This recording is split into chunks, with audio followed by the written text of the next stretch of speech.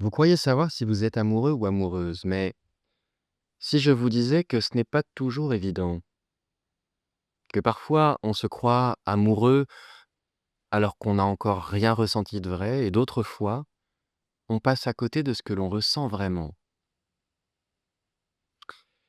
Vous vous sentez confus parfois face à vos sentiments.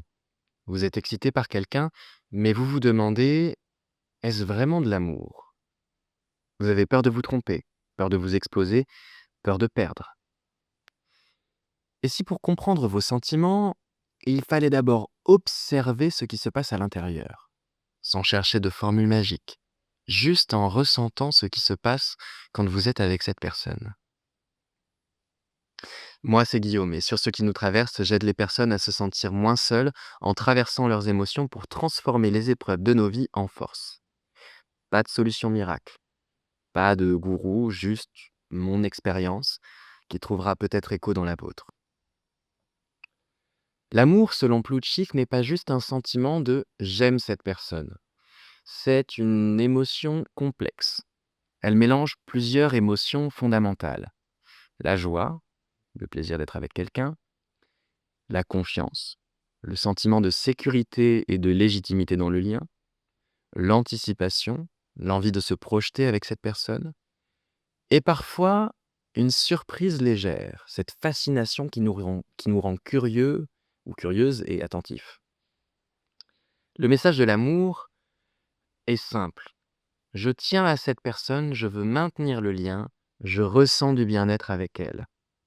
Et le besoin derrière tout ça, de la connexion, du partage, de la sécurité émotionnelle, de la cohérence de soi et l'autre, l'amour se manifeste différemment selon son intensité. À faible intensité, on a de l'affection ou de la tendresse. Vous ressentez un plaisir à être avec l'autre, une chaleur tranquille, votre esprit est attentif à l'autre, le corps détendu, souriant. À intensité modérée, c'est un attachement clair. Vous commencez à penser à cette personne, à anticiper des moments avec elle. Vous ressentez une joie plus intense, un désir de proximité. Le corps se montre plus expressif, gestes, contacts, excitation douce. Et à forte intensité, l'amour passionnel. Cette personne devient essentielle à votre bien-être. Des pensées envahissantes, peur de la perdre, excitation physique intense, et le besoin est alors de protéger le lien et de s'y investir pleinement. Pour illustrer ça, prenons un exemple universel. Vous êtes allé à un dîner avec quelqu'un que vous appréciez et vous savez pas trop où ça va vous mener, mais chaque moment partagé vous fait sourire, rire, sentir vivant ou vivante. Cette joie simple et immédiate, c'est déjà un premier signe. Ensuite, la confiance. Moi, j'ai su que je pouvais être moi-même avec certaines personnes que j'apprécie profondément. Et j'ai senti que je pouvais partager qui je suis vraiment sans crainte de jugement.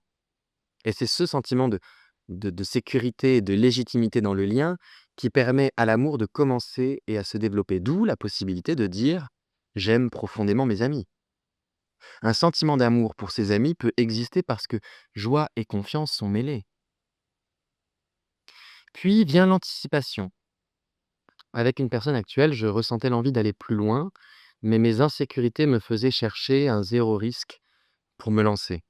Et je demandais à cette personne si elle se projetait parce que je voulais me rassurer avant de dévoiler ma vulnérabilité. Erreur! Bon, bref. Dans l'amour, il y a un sentiment d'anticipation parce qu'on se projette dans l'avenir. Et puis, il y a la surprise. Je me suis retrouvé face à quelqu'un que j'ai aimé dans le passé. Lors d'un événement tragique, j'ai été surpris de ressentir encore de l'admiration et de la fascination pour cette personne. Cette émotion inattendue, elle a réveillé une part de moi que je croyais éteinte. Donc, l'amour, c'est pas simplement un je t'aime. C'est un mélange subtil d'émotions, un investissement émotionnel où on se risque à être vulnérable. Et c'est normal de ressentir parfois de la confusion, même les tensions. peuvent être révélatrices. J'ai fréquenté quelqu'un avec qui il y a eu un petit crush, mais le manque de clarté dans la relation a créé une tension nécessaire. Et cette tension m'a permis de me recentrer sur ce que je voulais vraiment et de comprendre mes limites et de ce que j'attendais de l'autre.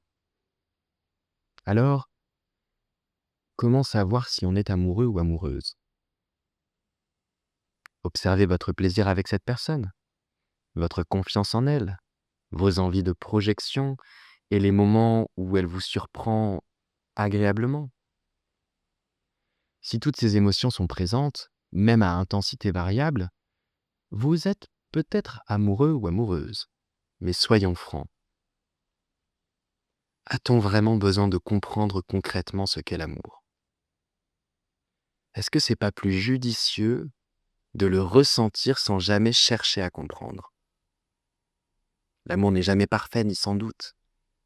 C'est pas l'absence de peur ou de questionnement, c'est la décision d'investir malgré les risques. C'est accepter d'être vulnérable et de partager son monde intérieur avec quelqu'un tout en restant attentif à soi-même. Alors mes amours, dans le prochain épisode, on parlera d'autres émotions plus complexes et différentes, comme l'enthousiasme, l'espoir, la passion, la gratitude, l'émerveillement, la complicité. Toutes ces émotions sont un mélange de joie, d'anticipation, de surprise et de confiance. J'ai déjà fait 8 épisodes sur les émotions fondamentales selon Plutchik, qui sont sur ma playlist sur la série des émotions, donc je vous invite à aller les regarder. Abonnez-vous pour ne rien rater, mais surtout abonnez-vous parce qu'on ne sort pas indemne de la vie. On peut en sortir plus conscient.